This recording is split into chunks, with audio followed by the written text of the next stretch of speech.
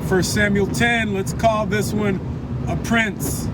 Saul at his best, part 1, because the passage is literally going to call for a prince to be anointed over God's people in response to Israel's request for a king. We're going to see this term pop up again in different parts of the Old Testament, describing different leaders, not necessarily described as kings, but in this circumstance, it's used to describe Saul. And beyond the title, we're going to see Saul in this chapter distinguish himself for speaking truth.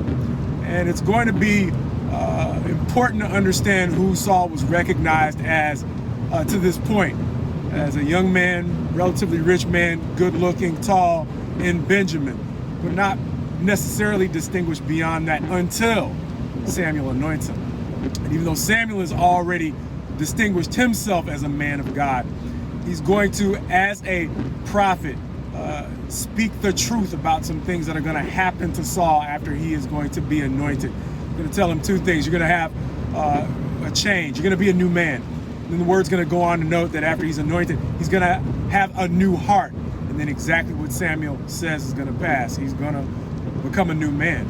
And a part of that is he is going to fall in with another band of prophets, and Saul likewise is going to prophesy with them. And understand, it's probably good at this point to talk about one of the important distinctions in prophecy. See, we can talk about prophecy from the standard assumption. What comes to mind when you think of prophecy?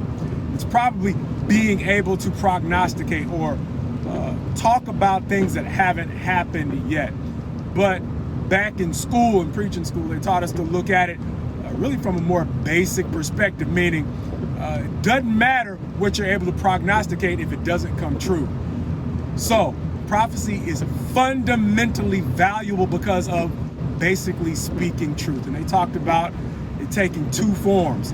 One, foretelling the future accurately, and forthtelling, simply speaking forth the things that are eternally true, whether it's past things that God has said about what he is planning to do through and for his people. Presently, what God is saying in all times his people need to be, and then future tense, more like in that foretelling sense, what is going to happen according to the things that God has said will happen for his people. And so that is essentially what a prophet does. He speaks the truth fundamentally, whether it's foretelling the future or forthtelling eternal truths about God. So understand, Saul takes on this role. And so who Saul had been is now going to change, and it's going to be publicly apparent, and now elevating his status beyond simply being a good-looking man to a man who now is taking on the characteristics of distinguished, godly men. So understand, Saul at his best is speaking truth. And that's not the only thing that we're going to see about Saul, as he is now anointed prince over Israel.